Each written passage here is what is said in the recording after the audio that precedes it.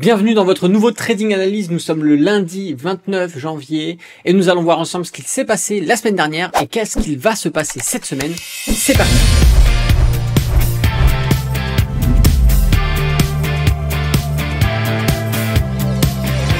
Bonjour à tous, c'est Alexandre, le trader indépendant et bienvenue dans votre nouveau Trading Analyse. Avant d'aller plus loin, n'oubliez pas de mettre un petit pouce. Si vous n'êtes pas abonné à la chaîne YouTube, abonnez-vous, activez la cloche, c'est hyper important. Et laissez un petit commentaire sympa, ça fait toujours plaisir. Allez, je vous propose de passer, sans plus attendre, directement sur le graphique du CAC 40 qui présente une configuration assez intéressante puisque nous sommes revenus chercher nos derniers plus hauts. Regardez ce qui se passe actuellement. On est sur nos derniers plus hauts. Alors vendredi, on a clôturé à la hausse avec un très beau gap, d'accord, très beau gap haussier, qui certainement se fera combler plus tard. On le sait, la majorité des gaps se font souvent combler. Il y a des gaps qui ne sont jamais comblés, mais ça reste quand même l'exception. Donc en termes de probabilité, ici on ira plutôt sur un jour, un retour. Voilà. Alors je dis pas que ça se fera dans les semaines qui viennent, ça se trouve ça se fera dans 5 ans ou dans 10 ans, lorsqu'on aura un gros crack qui fera dévisser peut-être de 40% ou 50% le marché, on viendra chercher le gap. Et voilà, c'est comme ça que ça se passe. Alors, pour faire simple, voilà, le marché, de manière générale, l'ensemble des marchés sont sur leur plus haut. Au niveau européen, bon, regardez ce qui se passe. Voilà, on est sur ici une résistance de par, effectivement, quand on regarde en termes de prix, on a l'air d'avoir les 7650, qui est l'intermédiaire entre les 7600 et les 7700, qui joue rôle ici de résistance. Donc un mouvement ici qui peut ralentir ou partir à la baisse n'est pas à exclure. Encore une fois, on est sur une zone où ici, il ne faut absolument pas acheter. On n'achète pas une résistance, même si vous faites de l'investissement long terme. Si vous achetez cette résistance, voilà, ça sera se transformer en plus-value dans les semaines, les mois ou peut-être les années qui suivent, bien évidemment. Mais d'acheter une résistance, vous mettez des probabilités contre vous d'avoir un achat et de voir cet achat déficitaire, de voir une perte sur votre position parce que vous avez acheté une résistance et qu'on corrige, on baisse, etc. Il vaut mieux acheter des supports et quand on est sur des résistances, si vous vouliez acheter ce mois-ci, vous voyez qu'on est sur une résistance, mettez cet argent de côté, attendez qu'on vienne sur des supports, ce sera plus intéressant. Juste, on va regarder un petit peu ici le retracement Fibonacci, hop, que j'aime bien. Et on voit qu'effectivement, on s'est bien reposé sur les 0,38 du Fibo. Ouais, on a bien ici le rebond. Donc, à voir exactement comment ça évolue, mais effectivement, une sortie par la hausse permettra de récupérer un mouvement haussier, mais bon, pas à exclure qu'ici, on a une résistance quand même assez solide. On va partir sur le DAX qui présente exactement la même configuration. On a une belle résistance qui se situe sur les 17 000. Ok, et effectivement, à son approche, à chaque fois, on part à la baisse. Ok, là, qu'est-ce que ça va faire? Plus on vient toucher une résistance, bien évidemment, plus on la fragilise et on augmente les chances de la casser. Mais statistiquement, approche de résistance veut dire probabilité quand même plus élevée de rebond. À voir comment ça évolue. Bien évidemment, on sait que déjà on avait une entrée en zone de surachat sur ces niveaux, ce qui nous a entraîné une correction. On avait une belle ici, un beau canal baissier sur lequel on est venu ranger avant de casser sur la séance de mardi dernier de venir rechercher nos niveaux de résistance. Est-ce que c'était des éléments qui commençaient à se mettre en place pour reprendre une bonne directionnalité haussière? Encore, il est trop tôt pour le dire. Ça peut effectivement être le cas. Mais pour l'instant, juste ce qu'on peut voir, c'est qu'effectivement, maintien en zone de progression haussière, cassure ici de la droite de tendance, approche de la résistance. Donc c'est vrai qu'on a quand même l'impression qu'on a une dynamique haussière. On va voir peut-être que les gens vont pousser les achats, ce qui nous permettra de casser ce niveau de résistance et d'aller chercher de nouveaux niveaux. Mais n'oublions pas qu'ici, en plus d'avoir une résistance technique, on a une résistance de par le prix. Price action ici n'est pas à négliger. Les 17 000, bon voilà, un chiffre rond, vous le savez, ça a une pertinence.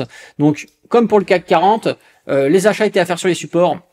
On est contre des résistances, attention. Par contre, pour les traders, qui dit résistance dit probabilité de succès sur des trades baissiers, à condition d'avoir vos entrées par rapport à vos stratégies. Mais voilà, je pense qu'on a plutôt une semaine qui va s'orienter sur soit une stagnation, soit des petits mouvements baissiers.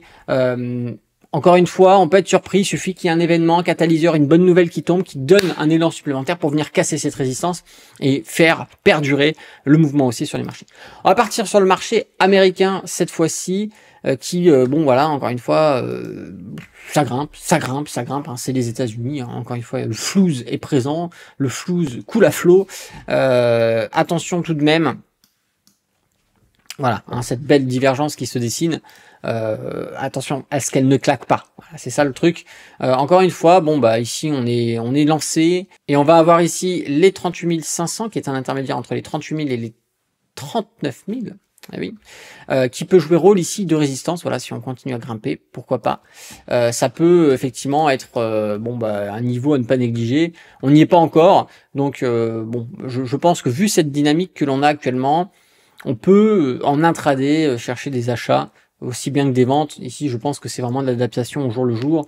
Pour les swing traders, bon, le train est parti, on le sait, on avait ici un niveau qu'on a cassé, qu'on est venu retester avant de repartir à la hausse. Donc, il y avait des achats à faire possibles sur ce niveau, qui ont déjà été faits, en plus, je sais par certains étudiants, et pas que, hein, quand je me balade sur des forums. Également, je sais qu'il y a pas mal de traders indépendants qui ont pris l'achat ici en swing. Donc, bah, félicitations à eux. Encore une fois, tout est bien carré. Voilà, tout est bien carré. Ce qui nous fait déjà sur ces mouvements-là, quand on regarde, hop, achat contact au plus haut, on est déjà à 1,14%. Donc, pour ceux qui sont sur contrat futur avec des effets de levier, voilà, hein, ça paye bien. On va partir sur maintenant le Nasdaq. Le Nasdaq qui, encore une fois, explose tout. Hein, on est en pleine période de tech. Et donc, forcément, les sociétés tech ont la cote en ce moment. Algorithmes, technologie, médicale, système informatique, intelligence artificielle, armement. Bon, voilà, encore une fois. On sait que ça pète, ça explose, il y a tout ce qu'il faut. Maintenant, voilà, attention au pic, encore une fois. On a l'air d'être rentré en zone de surachat. Voilà, attendez, hop. On a l'air d'être rentré en zone de surachat. Petite correction. Là, c'est de même encore. Bon, pourquoi pas attendre une petite correction. Venir rechercher nos instruments Ishimoku ici. Pourquoi pas avant de rebondir. C'est des possibilités. Attention tout de même. Hein, on a les plus hauts qui sont de moins en moins hauts sur le RSI. Donc, peut-être probablement des sommets en divergence baissière qui sont en train de se dessiner. Mais rien d'alarmant, hein, quand on est sur des mouvements qui sont extrêmement haussiers comme ça, forcément au bout d'un moment on a toujours des corrections. Maintenant, voir à vous en fonction de si vous êtes investi sur long terme, trader, swing trader, scalper, intraday, day trader, excusez-moi, de voir comment orienter votre trade, ça c'est de l'adaptation. Le SP500, hop, regardez, SP500, excusez-moi, Nasdaq, ok, on est très similaire, voilà, c'est assez poussé, Nasdaq plus de puissance quand même, mais le SP500 a exactement les mêmes éléments que je viens de vous énoncer précédemment pour le Nasdaq, donc on est extrêmement sur la même façon d'intervenir, voilà, tout simplement. On va partir sur le Bitcoin sans plus attendre. Voilà, le Bitcoin qui, encore une fois, fait pas mal parler maintenant sur les réseaux sociaux. Moi, ce que j'adore sur le Bitcoin, c'est qu'on entend beaucoup de gens parler à chaque fois qu'on est sur des niveaux extrêmement hauts. Waouh, waouh, waouh. Les gens disent, il faut acheter, c'est super, il faut acheter. Ils font acheter la majorité de leur communauté sur des résistances. Et en fait, après, une fois que ça stagne, on les entend plus. Ils disparaissent. Voilà, voilà. Donc moi, ça c'est quelque chose que je veux vraiment que vous compreniez. C'est on n'achète jamais une résistance en trading et évitez de le faire en investissement long terme parce que vous allez avoir vos investissements qui vont faire du surplace ou même dévaluer pendant parfois plusieurs mois. Hein, on a des gens qui, regardez, moi je veux juste vous faire montrer quelque chose. Des gens qui ont acheté ici là, avec tous les influenceurs, la télévision, les TikTokers, Instagrammeurs qui disaient ouais regardez, on est à 64 000, 68 000. Super, le Bitcoin va arriver à 100 000, s'il faut acheter le Bitcoin, c'est maintenant, c'est maintenant. Bon, ben voilà, encore une fois, on va prendre le sommet plus bas, Bitcoin dévolue de 76%, aujourd'hui, bon, ben il est toujours à 38% de perte. Donc les gens qui ont fait un investissement aujourd'hui, ça fait 815 jours, ceux qui ont acheté ici sur ce niveau-là, ça fait 815 jours aujourd'hui que leur investissement n'est pas rentable. Ils auraient acheté un putain d'ETF, CAC 40, Nasdaq, Dow Jones, que sais-je, mais en 815 jours, ils auraient déjà fait une très très belle perf. Donc, encore une fois, achetez de Bitcoin, crypto, oui, c'est prometteur, c'est intéressant, etc. Mais ne l'achetez pas n'importe comment et à n'importe quel moment.